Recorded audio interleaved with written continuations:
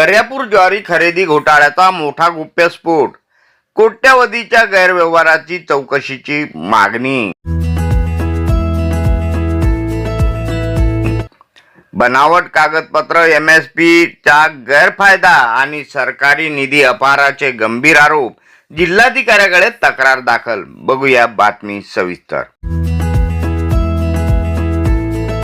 दर्यापूर सहकारी खरेदी विक्री समितीमध्ये ज्वारी खरेदी प्रक्रियेत मोठ्या आर्थिक घोटाळ्याचा आरोप करत शिवसेना उद्धव बाळासाहेब ठाकरे पक्षाचे पदाधिकारी संकेत पाटील डाके यांनी जिल्हाधिकाऱ्याकडे सविस्तर तक्रार दाखल केली आहे.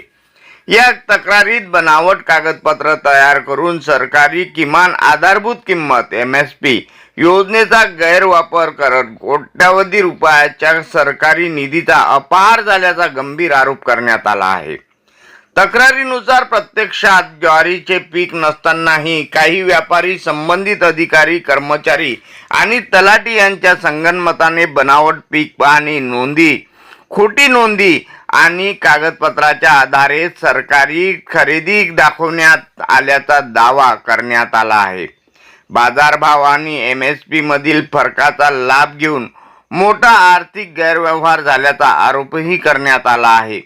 तक्रारदाराने या संपूर्ण प्रकरणाची वेळबद्ध चौकशी, संबंधित संस्थेचे आर्थिक व्यवहार व नोंदी सील करणे, दोषीवर फौजदारी गुन्हे दाखल करणे तसेच सहकार कायद्यानुसार कठोर कारवाई करण्याची मागणी केली आहे. सदर प्रकरणातील आरोपीची निपक्ष चौकशी करून दोषीवर कारवाई करण्याची मागणी होत असून जिल्हा प्रशासन या तक्रारीवर काय भूमिका घेते याकडे शेतकरी आणि नागरिकांचे लक्ष लागले आहे. वरील वृत्त हे जिल्हाधिकाऱ्याकडे सादर करण्यात आलेल्या तक्रारीतील आरोपावर आधारित आहे. संबंधितावर झालेले आरोप अद्याप सिद्ध झालेले नाहीत. प्रशासनाच्या चौकशीनंतरच वस्तुस्थिती काय ते स्पष्ट होईल. आज कलेक्टर साहेबांना आम्ही निवेदन दिलं. दर्यापूर खरेदी विक्री ज्वारी घोटाळा हा जो आमच्या दर्यापूर मतदारसंघाची प्रतिमा मलिन करण्याचा जो कटकारस्थान चालू आहे, जो संघटित गुन्हे इथं कळत आहे, त्यात संबंधित भरपूर राज्यातले तलाठी, कृषी विभाग, मोठे कृषी अधिकारी, दलाल आणि खूप मोठे मोठे राजकारणी त्याच्यात सहभागी आहेत. त्याचा आता कलेक्टर साहेब त्याचा उजागर करतीलच की कोणाच्या दबावाखाली हे एवढं मोठं कटकारस्थान सुरू आहे की अजूनही एवढे 1008 हेक्टर ज्वारीची नोंदी झाल्या. उन्हाळी ज्वारीच्या पेरात नोंदी झाल्या, तलाट्यांनी नोंदी केल्या. त्या ई पीक पेराचे कोणी तलाठी म्हणतात, ई पीक पेराच्या शेतकऱ्यांनी नोंदी घेतल्या. मग तुम्हाला सर्व माहीत असताना तुम्ही याच्यावर कारवाई का नाही केली? आणि कारवाई तर अशी केली की अंडरटेकिंग लिहून घेतले, शेतकऱ्यांचे स्वयं घोषणापत्र एका लेटर पॅडवर छापून घेतले. मग एवढा दबाव शेतकऱ्यावर, सामान्य गोरगरीब शेतकऱ्यांवर, ज्यांना शेतकऱ्यांना काहीच समजत नाही त्यातलं, त्यांना गुन्हेगार ठरवून राहिले. त्यांचा काय गुन्हा आहे याच्यात? आणि MP तून, मध्य प्रदेशातून हे ज्वारी आणली, आदिवासींची ज्वारी आणली, कुठून ज्वारी आणली?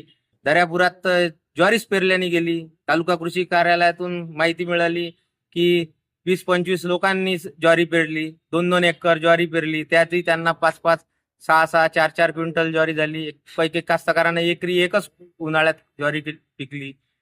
मग ही ज्वारी आली कुठून? मग हे सांगणार कोण? याच्यावर शासनाने याची पूर्ण दखल घेतली पाहिजे. शेतकऱ्यांवर कसे काय तुम्ही आरोपी कसे काय दाखवू राहिले शेतकरी की स्वतः शेतकऱ्याच्या अनावधानातून हे नोंदी झाल्या ज्वारीच्या? मग तुम्हाला तर सर्व माहिती होतं, मग तुम्ही याच्यावर कारवाई का नाही केली? तुम्ही शेतकऱ्यांना तुम्ही कसे काय दोषी दाखवताय? मग शेतकरी एक बळीराजा, त्याच्यावर पहिलेच त्याच्यावर एवढी मोठी संकट आलेलं आहे. यावर्षी पाणी नाही आहे, त्याच्यावर पहिलेच कर्जमाफी काही समजत नाही आहे. कोणती कर्जमाफी सुरू आहे, काय आहे? कोणी म्हणते जुनी कर्जमाफी चालू आहे, कोणी म्हणते आताची चालू आहे. मग हे कर्जमाफी याच्यातूनच तर कर्जमाफी होत नाही आहे आणि त्याच्यावर तुम्ही अजून ते गुन्हेगारही दाखवू राहिले. मग आता या शेतकऱ्यांना पूर्णतः वाचवलं पाहिजे आणि जेवढे हे संघटित पूर्णच्या पूर्ण अधिकारी, कर्मचारी, जेवढी काही हे संस्था असतील, दलाल असतील, त्यांच्यावर पूर्ण कारवाई झाली पाहिजे. फौजदारी गुन्हे दाखल झाले असतील तर गुन्हे दाखल व्हायला पाहिजे. दिले, तालुका कृषी अधिकाऱ्यांना दिली, खरेदी विक्रीचे व्यवस्थापक, खरेदी अध्यक्ष सर्वांना माहिती दिली, पण याच्यावर काहीच कारवाई नाही, फक्त दिरंगाई करणं चालू आहे, वेळ काढूपणा चालू आहे, जेणेकरून हे मॅटर शिथिल झालं पाहिजे आणि हे प्रकरण दबलं पाहिजे. खरेदी विक्री आहे, खरेदी विक्री संघ आहे, तो पुरा बोगस कारभार चालू आहे. तो